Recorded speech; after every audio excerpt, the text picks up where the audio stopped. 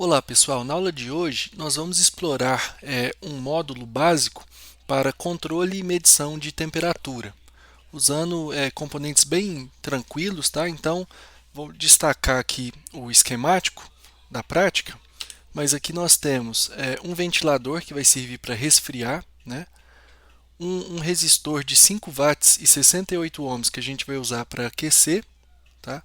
Aí bem próximo, obviamente o ventilador está bem próximo do resistor, e eu tenho duas formas de medir temperatura, por meio do sensor LM35DZ, que já entrega a temperatura calibrada, tá? Aqui vocês vão notar que esse sensor ele opera de 4 a 20 volts, tá? Por isso que ele está alimentado aqui com 5 volts, mas normalmente ele funciona com 3.3, está fora da especificação do datasheet, então o correto é fazer dessa forma, mas a gente pode usar 3.3 ou 5. No esquemático eu vou manter 5 mesmo, tá? Olá pessoal, na aula de hoje nós vamos explorar um módulo básico para controle e medição de temperatura, usando componentes bem tranquilos, tá? Então vou destacar aqui o esquemático da prática, mas aqui nós temos um ventilador que vai servir para resfriar, né? Um resistor de 5 watts e 68 ohms que a gente vai usar para aquecer, tá? Aí bem próximo, obviamente o ventilador está bem próximo do resistor, e eu tenho duas formas de medir temperatura, por meio do sensor LM35DZ, que já entrega a temperatura calibrada, tá? Aqui vocês vão notar que esse sensor ele opera de 4 a 20 volts, tá? Por isso que ele está alimentado aqui com 5 volts, mas normalmente ele funciona com 3.3, está fora da especificação do datasheet, então o correto é fazer dessa forma, mas a gente pode usar 3.3 ou 5. No esquemático eu vou manter 5 mesmo, tá? Aqui nós temos 10 milivolts por grau Celsius. Então, o alcance desse sensor é de menos 55 até 110 graus, né?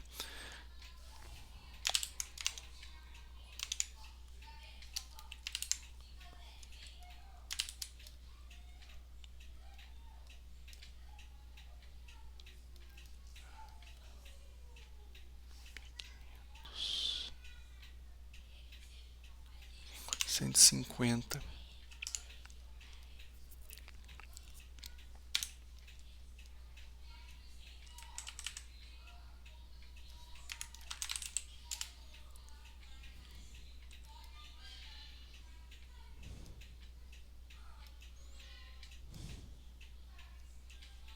E 10 graus, né? Normalmente ele funciona com 3.3, está fora da especificação do datasheet, então o correto é fazer dessa forma, mas a gente pode usar 3.3 ou 5. No esquemático eu vou manter 5 mesmo, tá?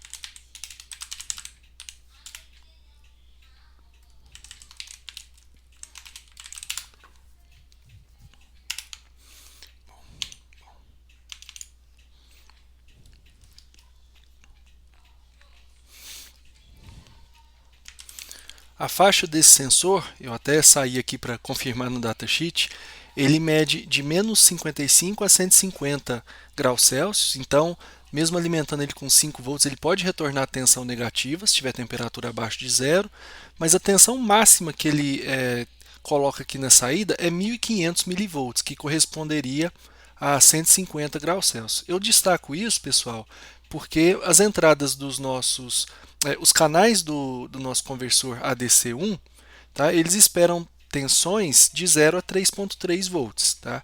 Só que esse sensor nunca vai passar de 1500 milivolts, nem se ele estiver medindo lá no limite da faixa de operação dele. Tá? E uma outra forma de medir temperatura, bem menos precisa, tá? É usando um NTC. Aqui é um resistor que varia a resistência de acordo com o aumento da temperatura. Então, ele tem um coeficiente negativo. Se aumenta a temperatura, cai a resistência. No caso, eu estou usando aqui um NTC de 2K, num divisor resistivo junto com esse resistor R1 aqui de 1K. Então, esse resistor de 1K, na pior das hipóteses, vamos dizer assim, né, eu vou ter aqui 2/3 da tensão. Eu não vou trabalhar na faixa total de 0 a 3.3 também não. Mas se porventura isso aqui ficasse muito baixo, nem chega a ficar tão baixo assim, tá? Até lá acho que ele já fritou. Você teria aqui uma limitação de corrente por causa desse resistor de 1K. Então a gente costuma usar divisor resistivo tanto para ter aqui a tensão que a gente precisa, né? Se eu colocar ele sozinho aí, ele vai ter sempre a tensão de 3.3, vai mudar só a corrente, como para fornecer também um caminho, tá? Se essa resistência ficar muito baixa, um caminho para a corrente não ficar tão alta. Bom, então esses são os elementos do módulo que a gente vai controlar, que a gente vai usar, né, para medir e controlar. Aí nós temos também um módulo pronto com L298N que já vem com duas pontes H. Então eu tenho duas entradas digitais aqui, ó. Apesar dele usar a lógica de 5 volts, os sinais de 3.3 do ESP são suficientes para operar com esse módulo, tá? Então essas duas entradas determinam o estado dessa saída aqui, ó. Se ele vai jogar os 12 volts na ventoinha, quando aqui tiver nível alto e aqui tiver nível baixo. Se ele não vai jogar nada, a tensão aqui vai ser zero, quando esses dois níveis forem iguais, os dois baixos, por exemplo, ou se ele vai girar o motor no sentido contrário, né? Eu posso jogar a entrada 2 em nível 1 e a entrada 1 em nível 0. Mesma coisa aqui para essas entradas 3 e 4, só que aí no caso da resistência já não teria nenhum efeito inverter essa polaridade aqui. A resistência, se tiver 12 volts daqui para cá ou daqui para cá, ela vai esquentar. O papel dela aqui é esse. Então nós usamos dois canais do conversor ADC1, lembrando que a gente evita o ADC2 por causa do Wi-Fi, que futuramente a gente vai usar, e tem aqui também 4 pinos, né, de propósito geral, pinos digitais para controlar a ventoinha e a resistência. Aqui a gente pode explorar para um monte de prática de controle on-off que a gente fez na terça, ou o próprio controle PID discreto, né?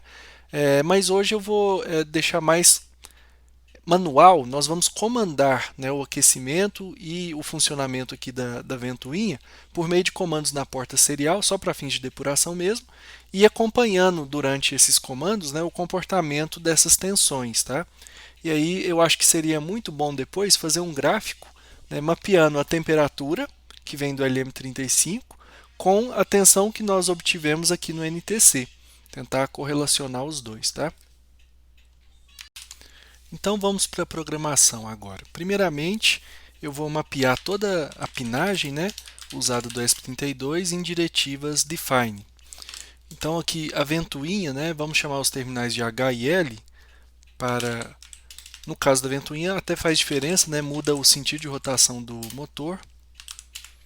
No caso da resistência que vai aquecer, não. Mas eu vou usar essa convenção H e L. Então, pinos 14 e 27 para a ventoinha, 26 e 25 para a resistência. Vou aproveitar aqui e já vou colocar também os pinos analógicos usados pelo LM35. É o LM35DZ, na verdade, tá? Que é o pino 36, se vocês consultarem no diagrama de GPIO também, tá? Do ESP32, esse aqui que é aquele canal 0. E nós temos também o pino do NTC, que é o 39, daquele divisor resistivo com o NTC. Tá gravando aqui? Tá, beleza. Bom, aí pessoal, vamos criar algumas funções auxiliares para simplificar futuramente, tá? Então, por exemplo, para ligar o ventilador, eu vou precisar escrever 1 no pino fan H, né? Nível lógico alto, e nível lógico baixo no L. Então isso aqui vai ter ele num dado sentido de rotação. Eu vou fazer uma função que desliga a ventoinha, que simplesmente joga nível baixo nos dois. E vou fazer mais duas funções aqui, ó, para ligar a resistência, aquele resistor que a gente vai usar para aquecer, né? Res H, Res L, e agora vai ficar mais fácil, na verdade, pegar daqui, mudar aqui para off e aqui para low. Então tenho aqui 4 funções auxiliares: liga o ventilador, desliga o ventilador, liga o aquecedor, desliga o aquecedor. Beleza. Agora vamos para a nossa função setup, né? Novamente, nós vamos usar a serial para fins de depuração e dessa vez também para disparar alguns comandos, tá? Mas serial é um assunto que a gente vai ver mais para frente. Não se preocupem tanto com isso por agora. Bom, e aqui no setup eu tenho que configurar esses pinos de GPIO como saídas. Não tem nenhuma entrada digital nesse exemplo de hoje, mas nós temos 4 saídas, né? Certo. E inicialmente o estado é o ventilador desligado e o aquecedor desligado. Tá, beleza. Agora a gente vai então para a nossa função loop. A ideia é ficar sempre mostrando os valores do LM35 e do NTC, tá? E de acordo com alguns comandos que podem chegar pela porta serial, ligar o ventilador, desligar o ventilador. Então vamos lá. Primeiro eu vou colocar aqui, ó, o valor retornado pelo canal 0 lá do conversor AD, né? Analog read LM35.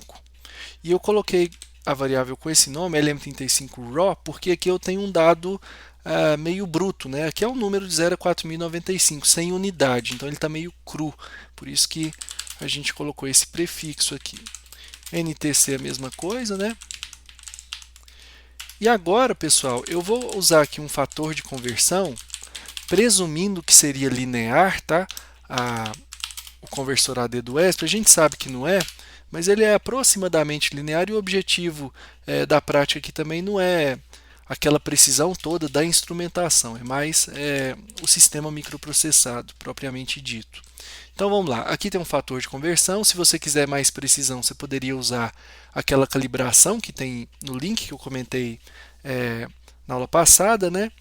Então lá tem uma lookup table, uma tabela que vai mapeando o valor correto e o valor esperado, vamos dizer assim.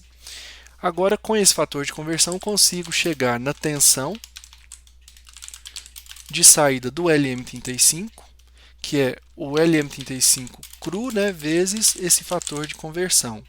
Reparem que se der 4095, né, quando tiver 33, né, não, perdão, 4.009 não vai chegar, ele não vai chegar a 4095, mas enfim, se desse 4095 a tensão, eu ia ter 4095 dividido por 4095, que dá 1, vezes 3.300, então 3.300 milivolts.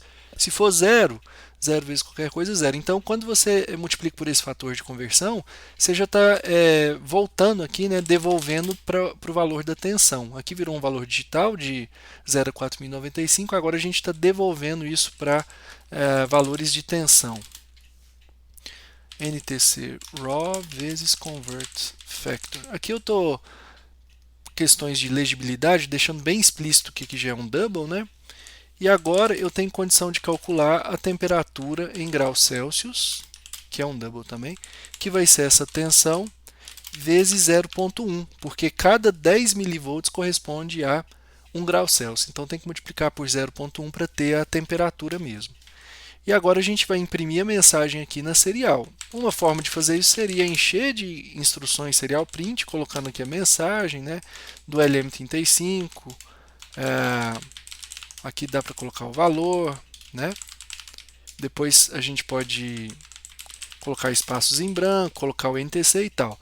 Eu acho que fica muito poluído, né? Fica um bloco de código cheio de serial.print, então como o C++ acabou não trazendo, pelo menos aqui na plataforma Arduino, uma forma decente de formatar string, esse é um caso onde normalmente eu prefiro recorrer ao C. Então quando eu coloco include cstdio, eu estou usando aquela biblioteca que na linguagem C é a standard.io, standard input output.h, né?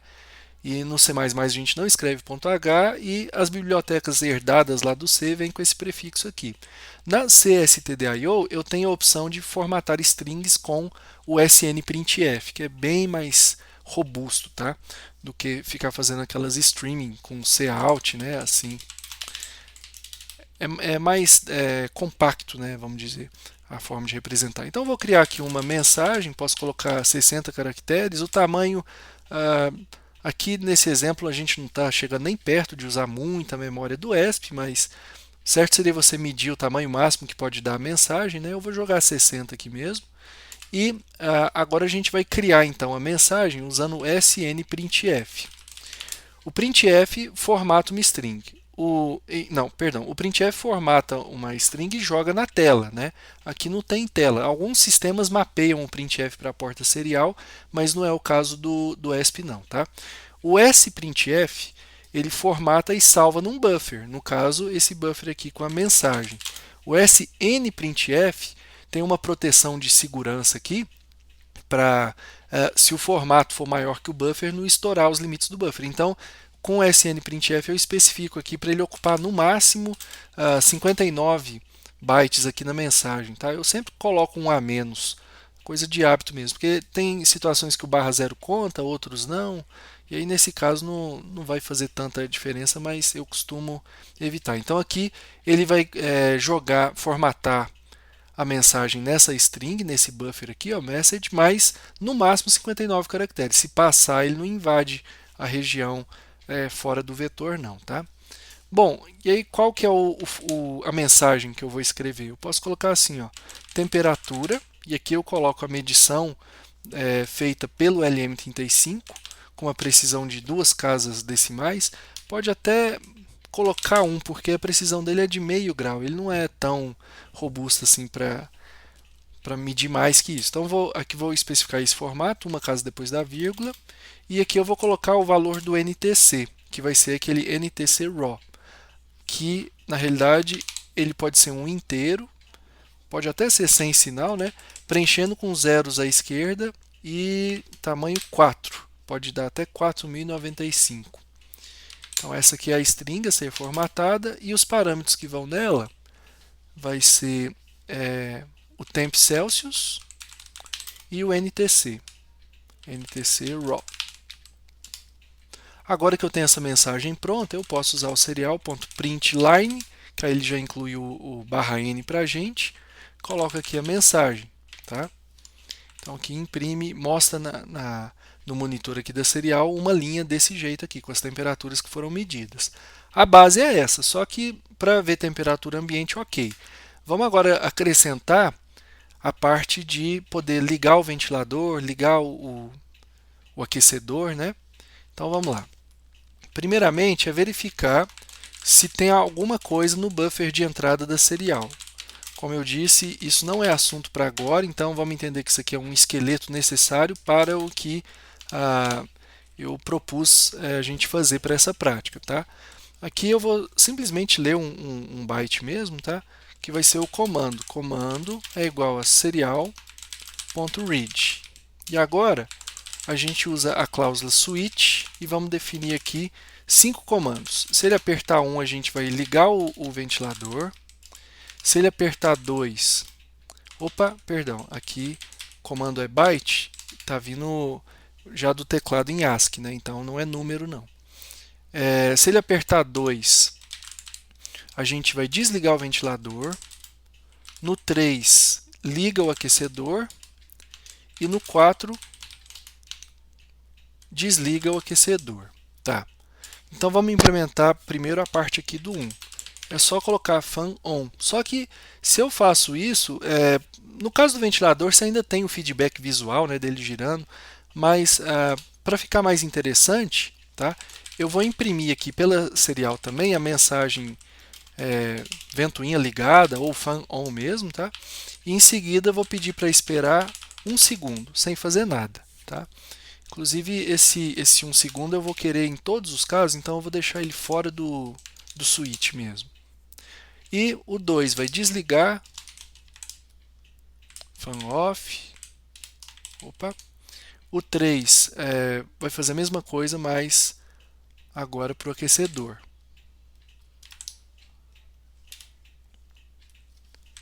Res on. Ó, sobrou um barra T aqui. E o caso 4, desligar o aquecedor. Agora vamos primeiro verificar se não tem nenhum erro de sintaxe, né, aqui.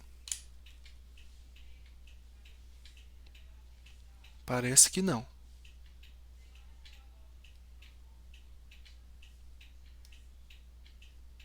Beleza. Reparem o que eu disse da memória dinâmica, a gente usou 3%, tá? O ESP é um caminhão para esse tipo de coisa. Bom, agora na próxima parte do vídeo eu vou filmar a montagem, vou fazer o upload e a gente vai ver isso aqui em funcionamento. Bom, vamos enviar agora o código para a placa. Eu vou fazer uma pequena alteração de incluir aqui um pequeno delay, porque senão se aqui ficar mexendo muito rápido não vai dar tempo da gente ler. Então eu vou deixar, sei lá, pelo menos 4 amostras por segundo para dar tempo de ver melhor o que está acontecendo, tá? Vamos fazer o upload. Ele está compilando de novo, né?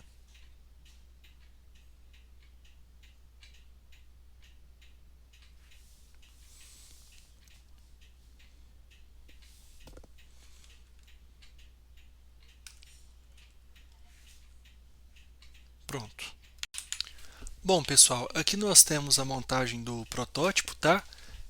O módulo do ESP32, DevKit V1, ele tem um inconveniente que o espaçamento aqui entre essas barras de pinos, né, não é um espaçamento muito legal para usar com protoboard. Então aqui na realidade eu preciso juntar dois daqueles mini protoboards para ganhar aqui acesso às vias. Ele seria mais interessante usar direto na placa, mas tem também aquela variante que é o ESP-Duino, né, que fica mais fácil de usar.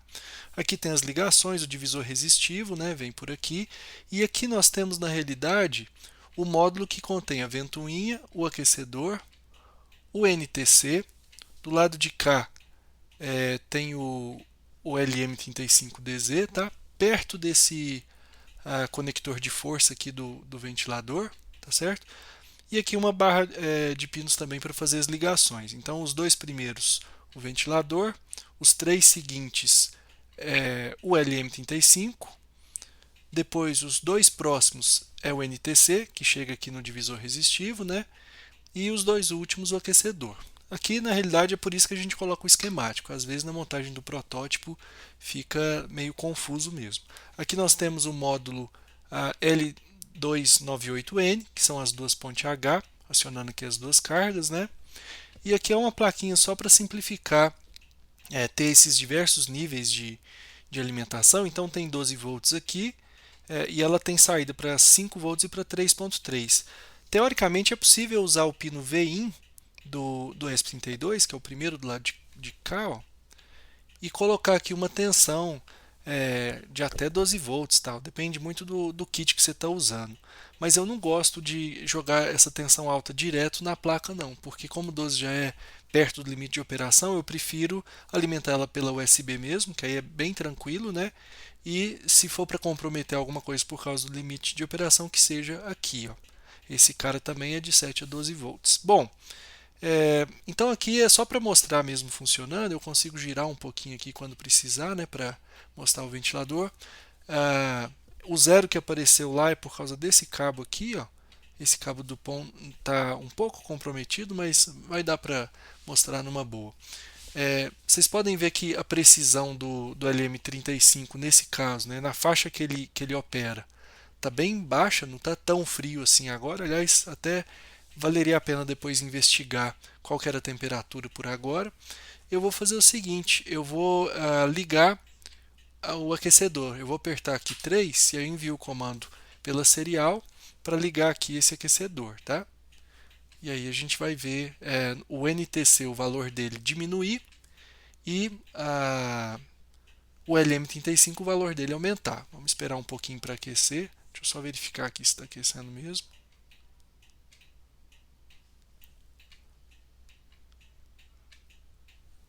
Tá bem no comecinho ainda.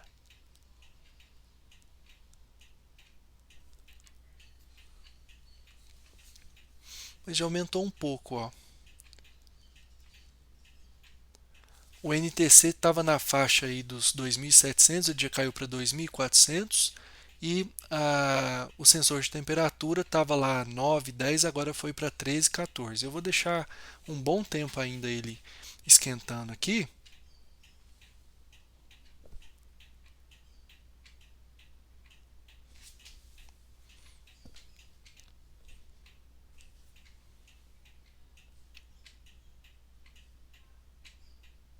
Agora já está bem quente mesmo o aquecedor.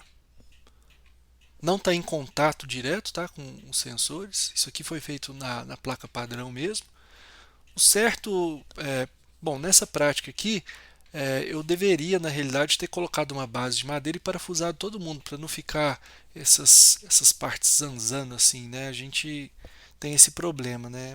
A ideia é você ter uma base e colocar tudo lá em cima. Aqui foi mesmo por causa de tempo. Então já chegou aqui, o NTC está marcando 1900 e o sensor de temperatura, no caso o LM35, já está lá na faixa dos 19.